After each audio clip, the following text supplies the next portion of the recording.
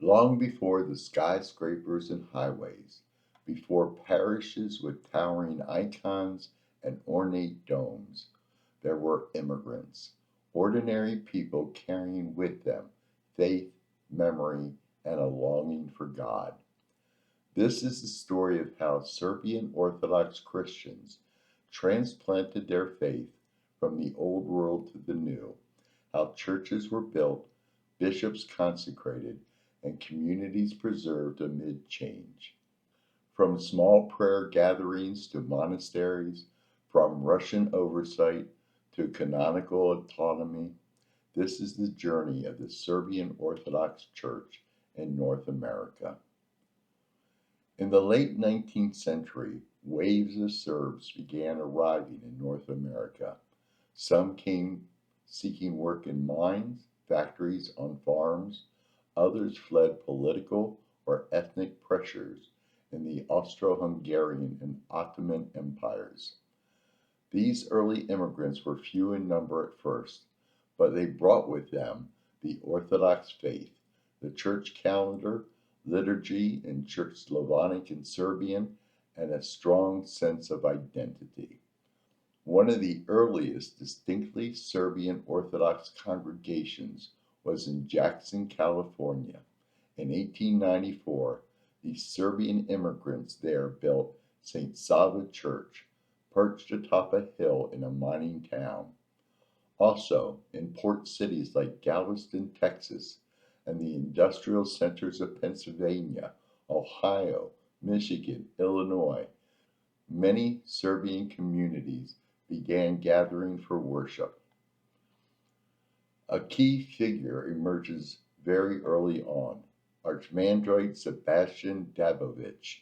Born in San Francisco to Serbian immigrant parents in 1863, he became one of the first U.S.-born Orthodox Christian priests of Serbian heritage. He helped establish many of the early parishes and served missions across the country. These foundations were humble. Often services were held at homes, rented halls, or simple wooden churches. The early Serbs often had to build everything themselves, raising money, hauling wood, painting icons. The church was central, not only for worship, but for preserving language, culture, and community. By the early 20th century, as the Serbian Orthodox population grew, so did the need for church organization, leadership, and structure. Initially, Serbian Orthodox parishes in America fell under the supervision of the Russian Orthodox Metropolia. This was simply because Russian Orthodox mission authorities had early presence in North America, and canonical oversight was a practical necessity. In 1921, a turning point, the Serbian Orthodox Church in Belgrade established the Diocese of the United States of America and Canada, with its see in Chicago. Bishop Nicholai Velimirović was appointed administrator. Not long after, in 1927, Archimandrite Mardarije was elected as the first resident ruling bishop. He adopted the first diocesan constitution in the same year and was foundational in building the spiritual infrastructure of the church in North America. One of his greatest legacies is Saint Sava Monastery in Libertyville, Illinois.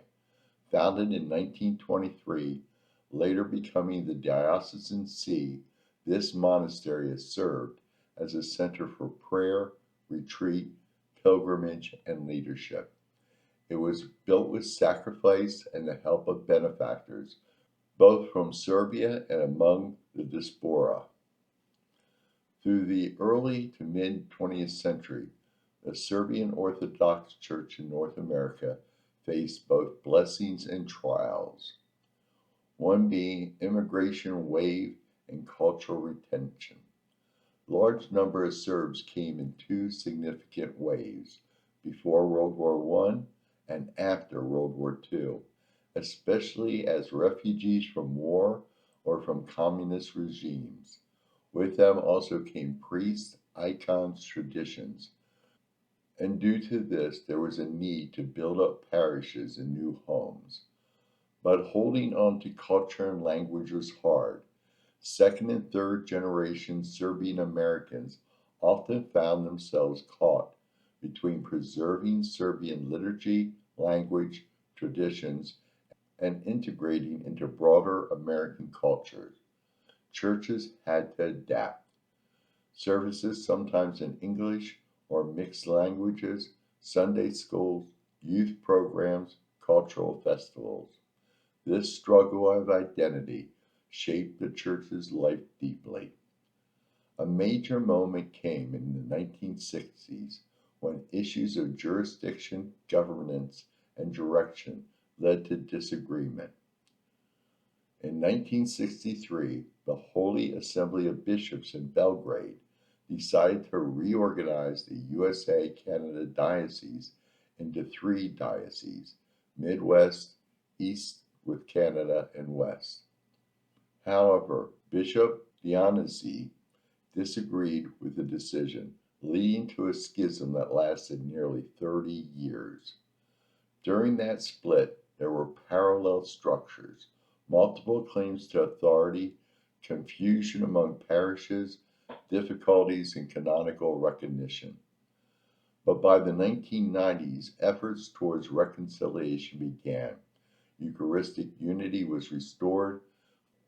Full administrative reunification was achieved in 2009. Over the decades, the Church established not only churches, but monasteries, camps for youth, theological publication, schools, and cultural centers. For example, the Serbian Orthodox Monastery of the Nativity of the Mother of God in Indiana, consecrated in 1994, is one such monastic community. The Diocese of Western America, St. Herman of Alaska Monastery in Plantina, California, founded in the late 1960s, has become a spiritual center. Many Serbian churches were built in the Serbo-Byzantine style. One striking example, New Gračanica Monastery in Third Lake, Illinois, a faithful replica of the historic Gračanica Monastery in Kosovo. No history is complete without those who, by holiness, sacrifice, and leadership, shaped the course of the Church. There was Saint Sebastian Dabovich, first U.S. born to immigrant parents, Serbian Orthodox priest in America, missionary, educator, pastor, canonized in 2015. Saint Bishop Nicholai Velimirović, one of the first bishops, a preacher and writer, known for his pastoral vision, theological insight, and deep love for both homeland and diaspora. Saint Bishop Mardarije, first resident ruling bishop, tirelessly worked to build institutions, parishes, monastery, schools. He labored for unity and faith under great difficulty. These saints are remembered not only for their titles, but for the way they carried the Church through times of displacement, debt, internal conflict, and cultural change. In the late 20th and early 21st centuries, the Serbian Orthodox Church in North America has continued to grow and to adapt. Church buildings themselves remain symbols of identity. The mosaics, dome, iconostases, frescoes all reflect Serbian heritage. Parish halls and cultural centers host festivals celebrating Serbia.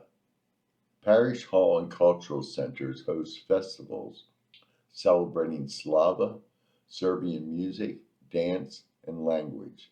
These help preserve national identity among younger generations. There has been a strong push in recent decades to publish theological works in English, translate the lives of the saints, provide Sunday school materials, Orthodox literature accessible to younger generations. For instance, Sebastian Press has published many works. Summer camps, youth councils, missionary outreach have become central. Many churches increasingly reach just beyond Serbian immigrants, embracing converts, mixed families, and people drawn to orthodoxy. The church faces modern issues, maintaining tradition while being relevant, preserving liturgical language versus using local tongue, responding to secularism, assimilation, and generational drift. Since 2009, after the resolution of earlier schisms, the Church has worked to strengthen canonical structures, foster unity among dioceses, assure that all members recognize the same bishops and canonical authority. This has helped streamline and clarify identity and governance. What does this long journey tell us? What can be gleaned from the story of the Serbian Orthodox Church in North America for all who seek faith, identity, and belonging? That faith transcends borders. Though displaced, Serbs in America preserved their orthodoxy, not as relics of the past, but living tradition. That holiness is rooted in sacrifice. Early churches built by miners, monasteries founded by missionaries, communities maintained through poverty and labor. That tradition and adaptation are not opposed, but in tension, holding the church in balance. The need to preserve language, liturgy, saints, culture, and yet to speak in English, reach new generations, welcome converts. As we look forward, the Church continues to plant parishes in growing Serbian communities and beyond. It continues to train clergy, build monasteries, to produce literature and digital resources, to find new ways to live Orthodoxy in America, Canada, and the Americas.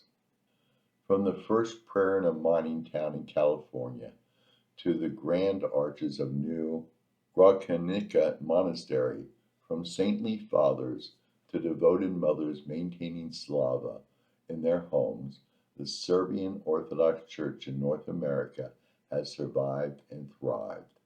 Through struggle and change, it has held fast to the faith once delivered, Orthodox in doctrine, Serbian in heritage, and increasingly universal in love.